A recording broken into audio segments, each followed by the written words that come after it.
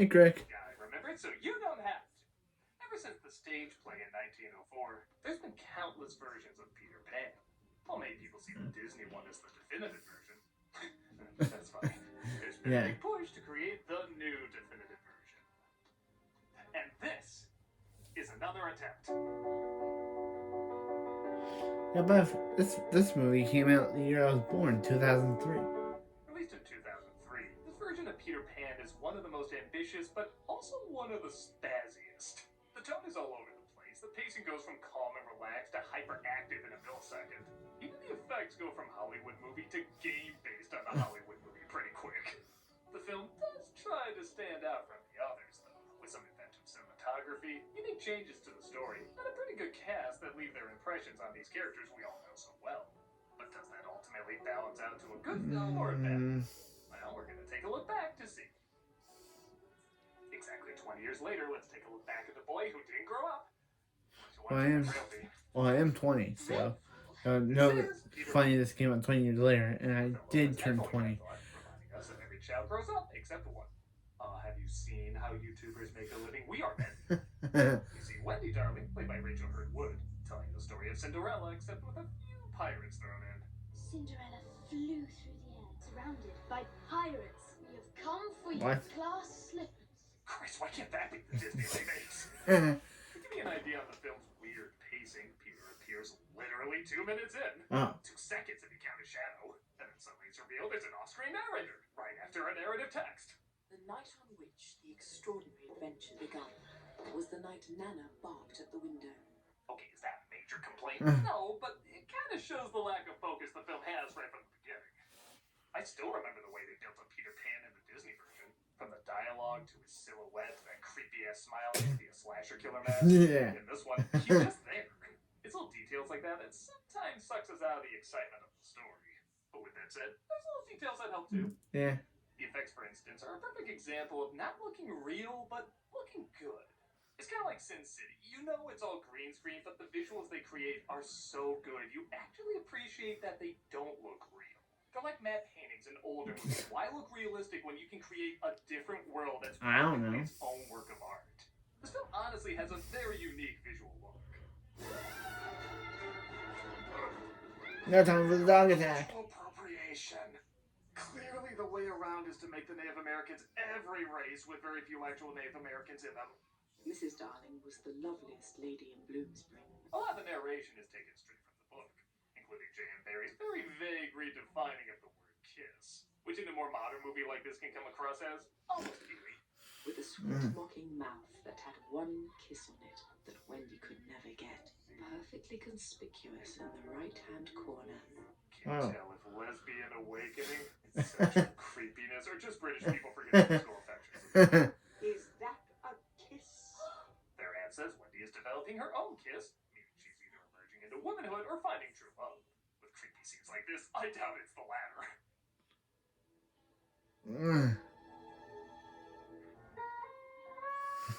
What? This once again is Peter, played by Jeremy Sumner, who accidentally loses his shadow watching Wendy like Denny from the room. Or Peter couldn't Danny. the window because he went through a huge growth spurt during filming, so they had to redesign the window 3 times during production. Wendy draws some Tina Belcher fan art landing her in trouble. You see, in the early 1900s, this was practically an OnlyFans account. As we cut to Mr. Darling at work, played by Jason Isaacs, sticking to the tradition of playing both the father and Captain Hook. One weird change they make, though, is that Mr. Darling is weirdly kind of a wimp. Yeah. It made sense to make the father have a temper so it's easy for the kids to see him as a pirate. But when they return home, they see he wasn't a monster, just an overbearing parent who legit still loved them. Here, he's so timid he has to plan out small talk.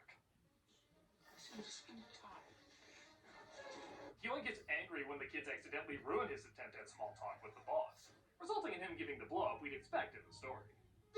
This is not a nurse. This is a dog.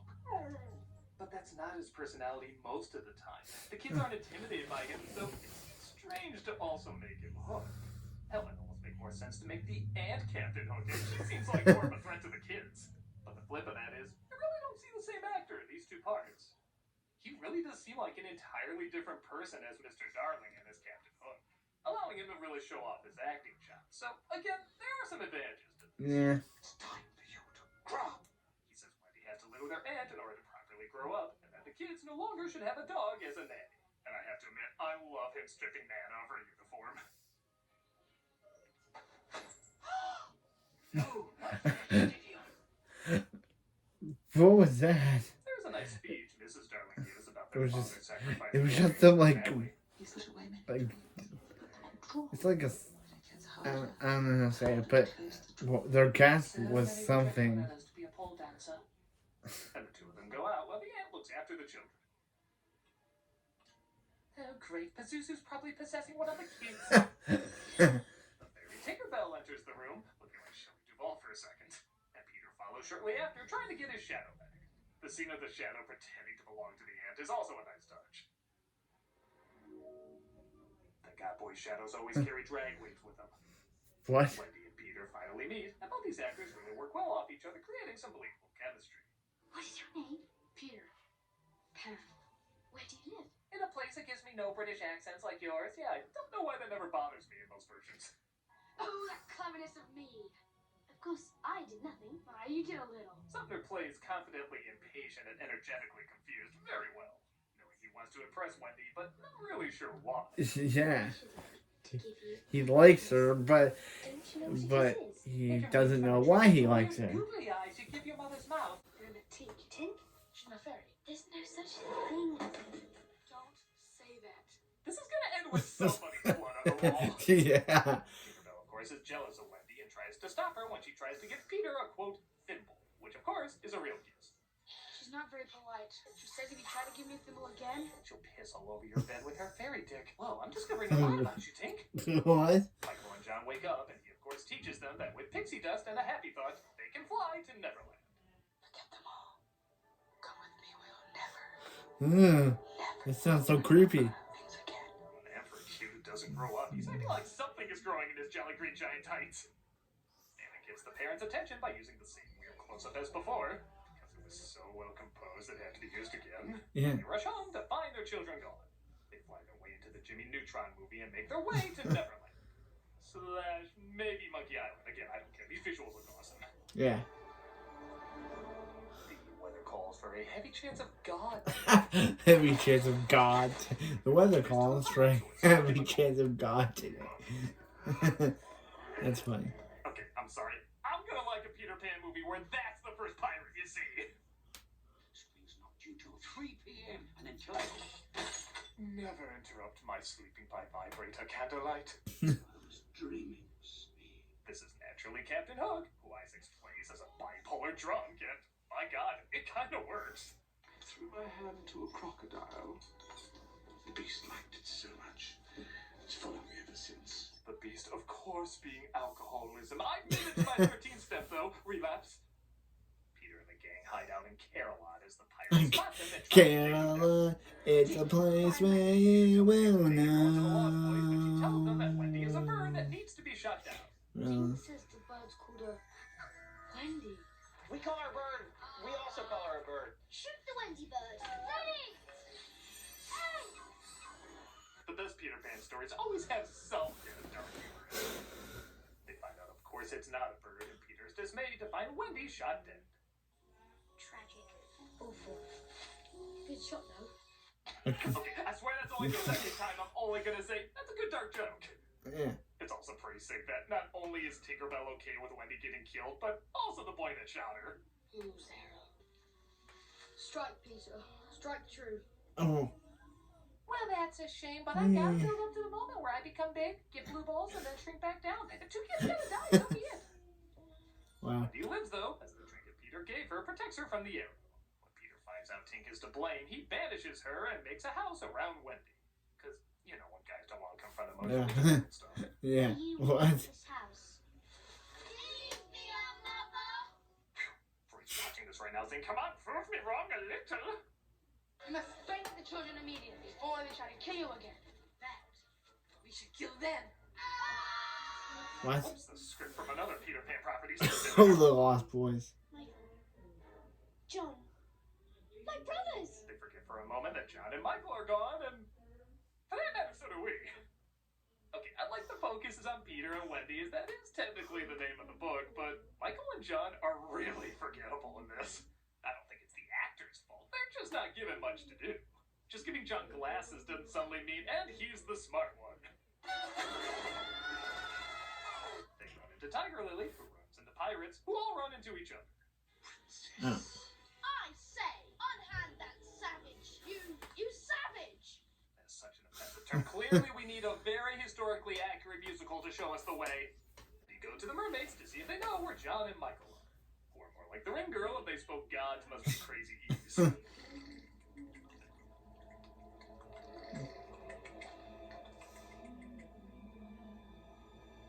Well, if there's anything literally the first people I met taught me is trust everybody here. They're told Hook has her brothers at Castle Grayskull, where they plan to drown them to lure out Peter. When he lures Hook out, though, as Peter imitates his voice to demand his friends be set free. Isaac's reaction here is hilariously confused. Where are the children? We let him go. The what? We let him go. And what part of your ass would you like to eat for your last meal? Pam reveals himself, and they have a big duel. We discover Wendy's play sword fighting is, I guess, as on point as a pirate sword fighting. And also relationships move really fast in Neverland. What? What? Now you're pregnant. Don't look at me, Neverland rules. That was a random kiss moment. To die will be an awfully big adventure. Well, the box office disagrees. Yeah. Crocodile wanders in, though, scaring the pirates off and allowing the kids to escape. Tiger Lily's tribe celebrates her safe return as Peter and Wendy get some alone time. Ew, it's a fairy orgy. I didn't know their wings could fit there. What? But Hook almost randomly eavesdrops on them along with Tinkerbell. I didn't have to eat by the crocodile. Wendy and Hook is all alone. Did they both think they were going to end up with it? What's going on? Yeah. Wendy, it's only me, isn't it? That's why we have these purple fellowship of the ring filters. Again, these two have a very convincing chemistry, with both of them trying to figure out the feelings they have for each other.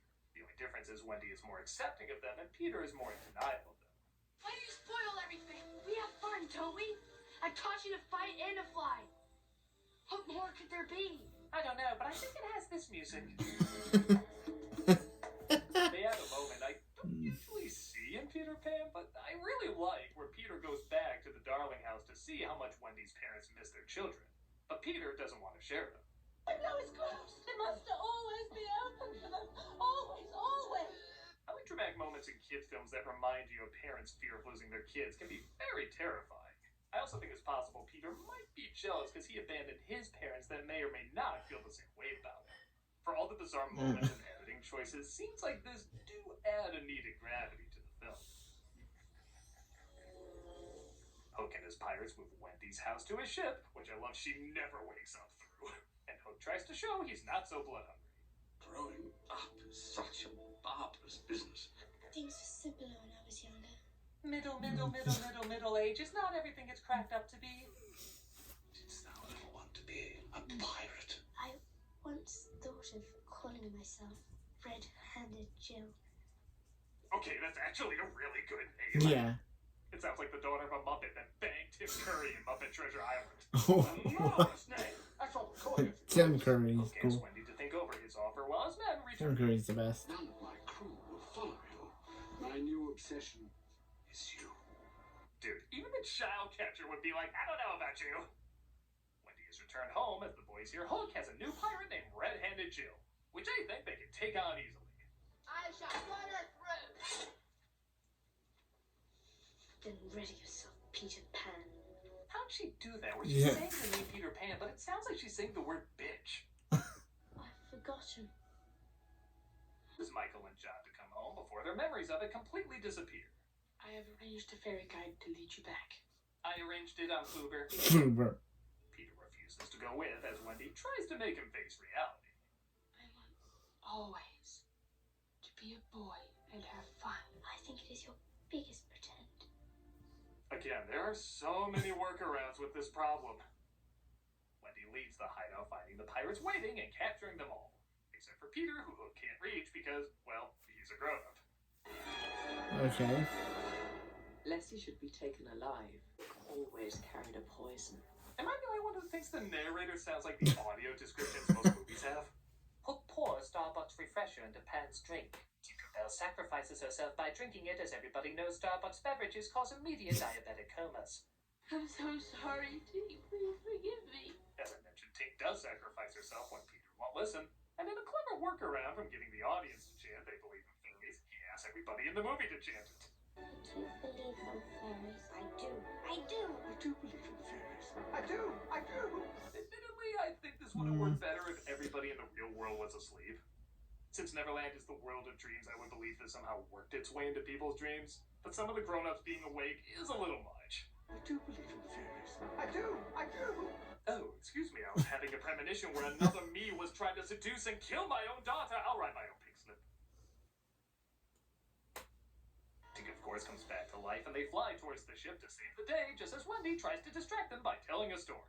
Was one of them pirates called Noodler? Yes. Captain, boy, I'm in a storm. They do only got 2 lines, but screw it, he's my favorite pirate. Except maybe that guy. What the hell's his story? How is Wendy? Walks the plank. You walk the plank, but Peter, of course, saves her just in time. How dare you, Wilhelm, my men! They have a big fight with Wendy and the Lost Boys joining in, but Hook gets the fairy dust and takes to the air. Hook. He flies. He flies now! Oh.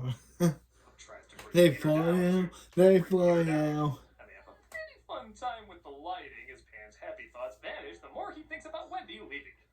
He flies alone and unloved.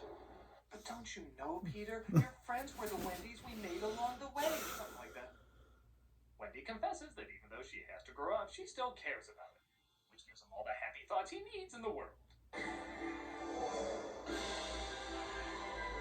My God, if somebody told me Nookie was a thing, I would have grown up a long time ago! Peter defeats Hook and tosses him to the Croc. Their next stop is London as they call all the fairies to lift the ship in the air in yet another series of beautiful imagery. Oh, and you can finally take your kid to the theater bathroom o'clock. They return home, much to the joy of their mother and attempting to be proper father. Okay, even as proper British stereotypes go, even the bad guy from Moulin Rouge is saying, "Tea crumpets, take it down a notch." He does eventually open up, and again, it's a touching moment. As it looks like the Lost Boys as well are looking for a home. I'd like to introduce the Lost Boys. May I keep them? Christ, how do we go from missing 3 to gaining 9? But by a rather amazing coincidence, one of the Lost Boys' actual mother happens to be the aunt. Is your name Slightly? Yes. Hadouken! Then I am your mother. How do you know? I feel it in my bones. It's Dark Knight Rises logic. If you just kind of get a vibe, it's facts. Peter still stays distant, but vows to return to see Wendy grow up. You won't forget me, will you? Forget? Never. Take care, Elizabeth. Wendy! I know, Vanessa. Vanessa. And that was Peter Pan. It's almost good. Meghan Markle. I think the biggest problem is the editing. It feels like there's another 15 or 20 minutes missing. I feel like that would help out a lot more of the awkward or rushed moments. But it is visually dazzling despite its often cheap-looking effects. It is refreshing to hear so much of the original text, the extreme version. And the chemistry between Peter and Wendy is still very strong. You feel this compassion and need to understand each other as they're both struggling with what it means to grow up and carry more responsibility. And each shows that in their performance. In fact, most of the performances are pretty solid. So yeah, I don't know if it works all the way for adults, but I think kids growing up with it will like it fine enough.